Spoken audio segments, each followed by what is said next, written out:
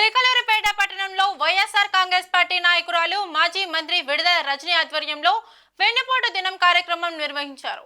ఈ సందర్భంగా విడుదల రజనీ తన నివాసం నుంచి పార్టీ నాయకులు కార్యకర్తలతో కలిసి ర్యాలీగా బయలుదేరి చిలకలూరిపేట తహసీల్దార్ కార్యాలయం వద్దకు చేరుకున్నారు. అక్కడ తహసీల్దార్ కు వినతి పత్రం సమర్పించారు. అనంతరం మాజీ మంత్రి విడుదల రజనీ మీడియాతో మాట్లాడుతూ కూటమి ప్రభుత్వంపై తీవ్ర స్థాయిలో మండిపడ్డారు. గత వైఎస్ఆర్ కాంగ్రెస్ పార్టీ ప్రభుత్వం అమలు చేసిన అనేక సంక్షేమ పథకాలను కూటమి ప్రభుత్వం నిర్వీర్యం చేసిందని ఆరోపించారు.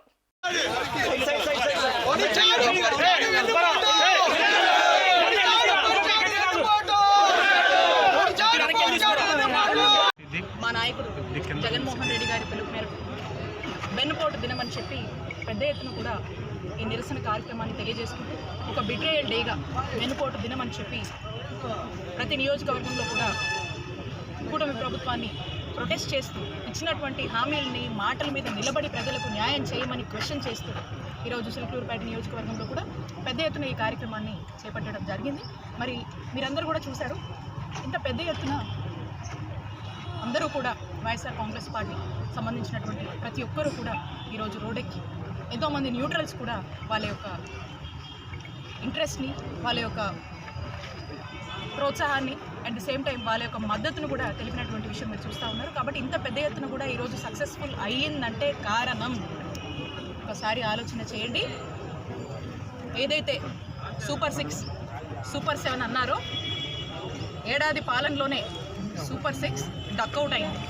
ఏడాది పాలనలోనే సూపర్ 6 సింగిల్ రన్స్ కూడా తీయట్లేదు. ఏడాది పాలనలోనే కూటమి ప్రభుత్వం జనాల్లో ఫేడ్ అవుట్ అయిందని చెప్పి స్పష్టంగా అర్థమవుతుంది. దానికి ఇంతమంది జనం వచ్చి ఈ కార్యక్రమాన్ని ఈరోజు ఈ వెన్నుపోటు దినాన్ని అండగా నిలబడి ప్రొటెస్ట్ చేస్తూ రోడ్డెక్కారంటేనే స్పష్టంగా ఈరోజు ఈ కూటమి ప్రభుత్వ పరిస్థితి, ఈ కూటమి ప్రభుత్వం యొక్క పాలన పరిస్థితి ఏంటనేది ఈరోజు అర్థమవుతూ ఉంది. అట్ ది సేమ్ టైం మనం చూస్తూ ఉన్నాము, సూపర్ 6 అన్నారు, సూపర్ 7 అన్నారు, అనేక మాటలు చెప్పారు. ఈరోజు ఎంతోమంది ఆశతో ఇచ్చినటువంటి హామీల గురించి ప్రజలు అన్ని వర్గాల వాళ్ళు ఎదురు చూస్తూ ఉన్నారు. ఆడబిడ్డనిదని చెప్పి 1500 చొప్పున ఇస్తానన్నారు కదా ఆడబిడ్డలకు. ఈరోజు ఎంతోమంది మహిళలు ఎదురు చూస్తూ ఉన్నారు. పెన్షన్లని ఆ అవతాతలకు ఆశ పెట్టారు కదా, 50 ఏళ్ల నుంచే పెన్షన్ ఇస్తామని. ఆ అవతాతలు కూడా ఈ రోజున ఆ పెన్షన్ ఎప్పుడు వస్తుందా అని ఎదురు చూస్తూ ఉన్నారు. అలాగే రైతులకు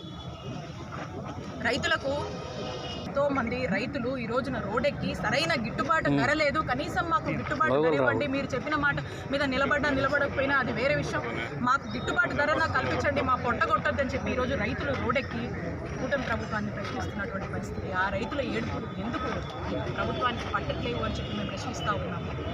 అలాగే ఈరోజు ఆరోగ్యశ్రీని ఏదో ప్రైవేట్ ఇన్సూరెన్స్ కంపెనీ మోడల్స్ అని చెప్పేసి ఈ రోజున ఆ మాడ్యూల్స్ ఏవో అని చెప్పేసి ఈరోజు ఆరోగ్యశ్రీ సరిగా అమలు లేక ఎంతోమంది ప్రజలు ఇబ్బంది పడి ఈరోజు చనిపోతున్నటువంటి పరిస్థితులు ఈరోజు రాష్ట్రంలో నెలకొన్నవి. ఎందుకు ఈ కూటమి ప్రభుత్వానికి ఈ యొక్క అనారోగ్యంగా ఉన్నటువంటి ఈ ప్రజల బాధలు పట్టట్లేవు? వాళ్ళు కనీసం చనిపోతున్నటువంటి పరిస్థితుల్లోకి వెళ్ళినా కూడా ఇంత కూడా మీకు బాధ అనిపించట్లేదు అని చెప్పి ఈరోజు వైఎస్ఆర్ కాంగ్రెస్ పార్టీ ప్రశ్నిస్తాము. అలాగే ఎవరిని చూసుకున్నా నిరుద్యోగ భృతి అని చెప్పి మాట్లాడారే, నిరుద్యోగ భృతి గురించి మరి ఎంతోమంది యువత ఆశతో ఎదురు చూస్తూ ఉన్నారు నిరుద్యోగ భృతి ఎప్పుడు వస్తుందని చెప్పి. ఈ యువత కూడా ఈరోజు అన్ఎంప్లాయ్మెంట్ వల్ల ఈ నిరుద్యోగ భృతి లాంటి ఏదన్నా సపోర్ట్స్ గవర్నమెంట్ నుంచి వస్తాయని చెప్పి ఎదురు చూసి ఎంతోమంది యువత యొక్క ఆశల్ని కూడా మీరు డిగ్రేడ్ చేస్తున్నారు అనేటువంటి విషయాన్ని ఈరోజు వైఎస్ఆర్ కాంగ్రెస్ పార్టీ ప్రశ్నిస్తూ ఉంది. కాబట్టి ఏ అంశంగా మనం చూసుకున్నాం, ఈరోజు మనం చూసినట్టయితే పెన్షన్స్ గురించి ఈరోజు ఛాలెంజ్ చేస్తాం వైఎస్ఆర్ కాంగ్రెస్ పార్టీ తరఫున. మేము చాలా ట్రాన్స్పరెంట్గా ప్రతి ఊరిలో, ప్రతి వార్డులో, ప్రతి నియోజకవర్గంలో, రాష్ట్ర వ్యాప్తంగా కూడా అర్హులైనటువంటి ప్రతి ఒక్కరికి కూడా పెద్ద ఎత్తున పెన్షన్స్ అందజేసి ఏ అవ్వాతాత కూడా ఇబ్బంది పడకుండా, ఒకవేళ ఏదైనా ఇబ్బంది వచ్చినా కూడా స్పందన అని జగనన్నకు చెబుతామనేటువంటి కార్యక్రమాలు పెట్టి అందులో గ్రీవెన్సెస్ పెట్టుకునేటువంటి ఒక సదుపాయం కలిగించి వాళ్ళందరికీ కూడా పెన్షన్స్ ఇక్కడ ఇబ్బంది లేకుండా అందేటువంటి ఒక గొప్ప కార్యక్రమాన్ని జగనన్న ప్రభుత్వం చేపట్టింది.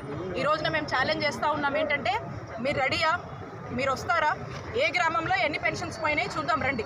మీరు ఒక ఎంక్వైరీ చేయండి, ఎన్ని పెన్షన్స్ ఏ గ్రామంలో పోయాయి అనేటువంటి విషయం మనకు స్పష్టంగా అర్థమవుతూ ఉంది.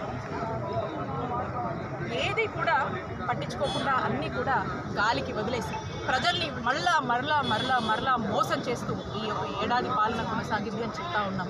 ఇక ఏంటయ్యా జరిగింది అంటే మనం చూసినట్టయితే మొట్టమొదటి నుంచి కనుక మనం చూసినట్టయితే ఆడబిడ్డల నిధి పేరుతో మహిళలకు వెన్నుపోటు పొడిసింది కూటమి ప్రభుత్వం. రైతన్నలకు రైతు భరోసా లేకుండా, గిట్టుబాటు ధర లేకుండా ఈరోజు రైతన్నలకు వెన్నుపోటు పొడిసింది ఈ కూటమి ప్రభుత్వం. ఈరోజు ఆరోగ్యశ్రీ అమలు లేకుండా అరకొరగా ఎక్కడెక్కడో అంతో ఇంతో ఏమాత్రం ఏదో కొద్దిపాటుగా చూసి ఇక ఆరోగ్యశ్రీని ఏమాత్రం కూడా పట్టించుకోకుండా పోటు పొడిసింది ఈ కూటమి ప్రభుత్వం. పెన్షన్స్ని ఏమాత్రం కూడా ట్రాన్స్పరెంట్గా ఇవ్వకుండా అవ్వదాతలకు వెన్నుపోటు పొడుస్తుంది ఈ కూటమి ప్రభుత్వం. పెన్షన్స్ ఇవ్వకుండా యువతకు ఈరోజు వెన్నుపోటు పొడిసింది ఈ కూటమి ప్రభుత్వం. ఈరోజు ఏ రంగంలో చూసుకున్నా, ఏ సెక్టార్లో చూసుకున్నా, ఎవరిని చూసుకున్నా అందరినీ కూడా గత ఏడాది పాటుగా వెన్నుపోటు పొడుస్తూనే మోసం చేస్తూనే ప్రజలకి ఏమీ కూడా చేయకుండా ఈరోజు ప్రజల్ని మోసం చేస్తున్నటువంటి ప్రభుత్వంగా ముద్రేసుకుంది ఈ కూటమి ప్రభుత్వం, చంద్రబాబు నాయుడు గారి నాయకత్వం.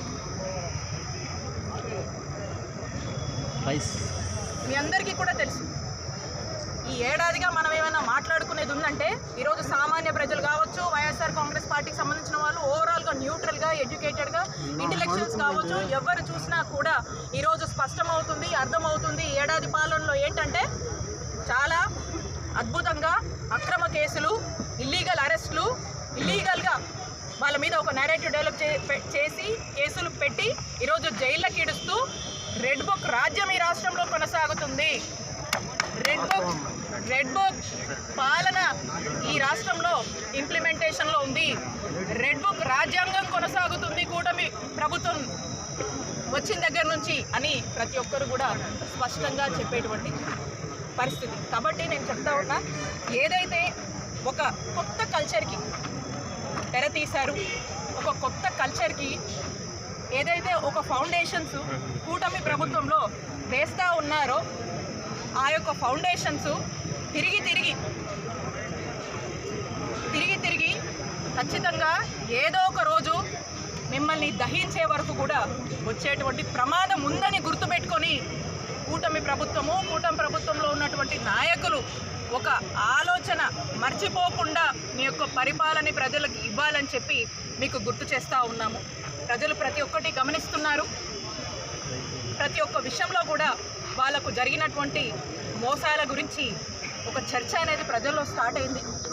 ఖచ్చితంగా ఈ చర్చ అనేది ఎప్పుడుగో అప్పటికి ఇది రోడ్డెక్కి ఎక్స్పోజ్ అయ్యేటువంటి అవకాశం ఉంది. దాని తర్వాత దాని యొక్క పరిణామాలు కూడా అంతకు అంతే ఉంటాయి. కాబట్టి అందరూ కూడా ప్రజలకు మేలు చేసే దాని మీద మీరు ఇచ్చినటువంటి అబద్ధపు హామీలు, మీరు చెప్పినటువంటి మేనిఫెస్టో, చంద్రబాబు నాయుడు గారు ఏవైతే ఎన్నికల ముందు అనేక మోసపు హామీలు ఇచ్చి ప్రజల్ని ఏ విధంగా మోసం చేస్తున్నారు, ఇప్పటికీ కూడా ఇచ్చినటువంటి సూపర్ 6, సూపర్ 7 ఏ హామీ కూడా నెరవేర్చలేదు. ప్రజల్ని ఈ ఏడాదిగా మోసం చేస్తున్నారు.